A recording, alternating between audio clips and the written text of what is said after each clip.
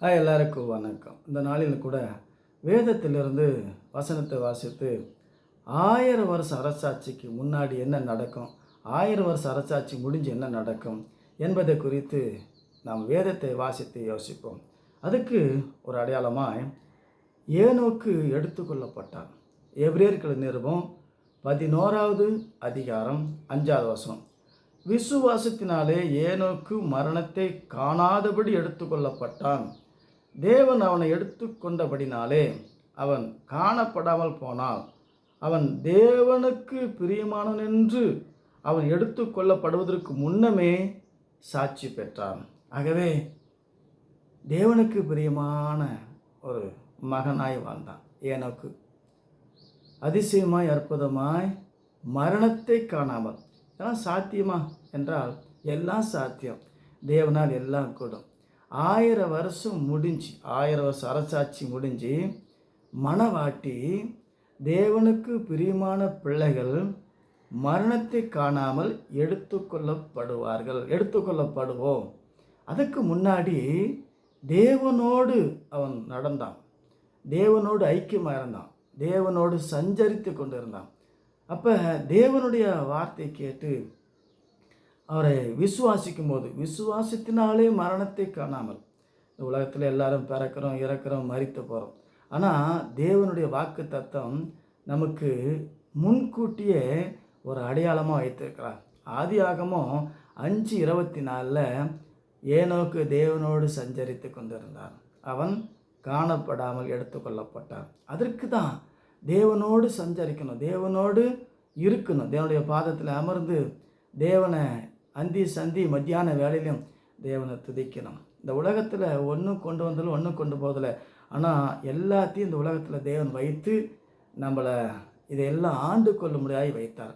ஆகவே பிரமாணத்தை விட்டு விலகும் போது ஆளுகை நம்மளை விட்டு விலகிவிடும். ஆகவே பிரமாணத்தை விட்டு விலகும் போது நம்முடைய ஜீவன் நம்மளை விட்டு விலகிவிடும். ஆகவே இந்த ஜீவனை தந்து, உயிர் தந்து, உடல் தந்து, எல்லாவற்றையும் நேர்த்தியாக செம்மையாக தந்து இதை மறுபடியும் தேவனுடைய கையில் கொடுக்கும்போது ஒரு இமைப்பொழுதில் மறுரூபமாகுவோம், மரணத்தை காணாமல். பவுல் எழுதுகிறார் 1 கொரிந்தியர் 15:51-52. இதோ ஒரு ரகசியத்தை உங்களை சொல்லுகிறேன், நம்ம எல்லாரும் நித்திரை அடைவதில்லை, நம்ம எல்லாரும் சாகிறதில்லப்பா, அப்படி எடுத்துக்கொள்ளப்படுவோம். இது 1000 வருஷ அரசாட்சி முடிஞ்சு தான் நடக்கும். 1000 வருஷ அரசாட்சியில் இயேசு நமக்குள்ளே இருப்பார். எருசலேமில் இருக்கிறாரு, அங்கே அறை வீட்டில் இருக்கிறாரு, வனாந்தரத்தில் இருக்கிறாரு. நம்பாதீங்க, போகாதீங்க. இப்பொழுது உலக முடிவு பரிந்தும் சகல நாட்கள் நான் உங்களோடு கூட இருக்கிறேன். இப்போ இருக்கிறது தெரியுதா, புரியுதா, அறியுதான்னாக்கா கொஞ்சம் அப்படியே மறைவாக தான் இருக்கும். ஆனால் 1000 வருஷ அரசாட்சியில் அற்புதமோ அதிசயமோ, சொன்னால் மழை பெய்யும், சொன்னால் சகலமோ கிடைக்கும், வாய்க்கும். ஆகவே இந்த வார்த்தை விசுவாசித்து தேவனுக்கென்று உலகத்தாலே கரைப்படாமல், விக்கிரகத்தால், சுரூபத்தால், பலவிதமான பாவத்தால், சாபத்தால் கரைப்படாமல் தேவனுக்கென்று கரைத்திரையற்ற மனவாட்டியாய், புத்தி உள்ள மனவாட்டியாய், தேவனுக்கென்று தேவனுடைய வார்த்தைக்கென்று 100% உண்மை ஒத்தமாக இருக்கும்போது மரணத்தை காணாமல் எடுத்துக்கொள்ளப்படுவோம். ஆகவே 1000 வருஷ அரசாட்சி முடிஞ்சு தான் ரகசிய வருகை. அதுக்கு முன்னாடி ரகசிய வருகை இல்லை. இயேசு உலகம் முடியும் போது பகிரங்கமாக வருவார். அதுக்கு முன்னாடி நமக்குள்ளே இருந்து எல்லாவற்றையும் நேர்த்தியாக செம்மையாக செய்து முடிப்பார். இந்த யுத்தம், இந்த கொள்ளை நோய், பூமி எதிர்ச்சி எதுவுமே இல்லாமல் பூமி எங்கும் கர்த்தரை அறிகிற அறிவினால் மகிமையாக நிரப்பப்படும். இதெல்லாம் சாத்தியமான, எல்லாம் சாத்தியம். இன்றைக்கி இந்தியாவில் சுதந்திரம் வாங்கி ஒரு 80 வருஷம் ஆகுது. அதுக்கு முன்னாடி 500 ராஜாக்கள் ஆண்டாங்க, மாண்டாங்க, மறைஞ்சு போனாங்க. இப்போ ஒரே ஒரு ராஜா, ஒரே ஒரு பிரதமர், 5 வருஷத்துக்கு ஒரு முறை மாற்றிக்கலாம். இது எல்லாம் எதுக்கு? ஒரே நாடு, ஒரே தேர்தல். எதுக்கு இதெல்லாம்? இந்த வார்த்தையில் ஏன் வருது? அவங்கள அறியாமையே வருது. ஒரே பூமி, ஒரே சாமி, ஒரே நாடு, உலகமே ஒரே நாட்டுக்குள் வரும்.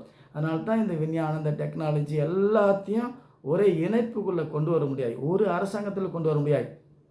யோதருங்க இயேசு ஏற்றுக்கொண்டு இஸ்ரேல் நாடு கிறிஸ்துவ நாடு என்று அறிவிக்கப்பட்டால் 1000 வருஷ அரசாட்சி டிசைன் பண்ணப்படும். ஆகவே இந்த வேற்றுமை, இந்த பொறாமை, இந்த கொலை, ஜாதி பெருமை, இனப்பெருமை, நாடு பெருமை, எல்லாமே ஒரே பூமியாக மாறும். ஒரே வீடாய் ஒரே நாடாய் மாறும். அது தேவன் செய்வார்.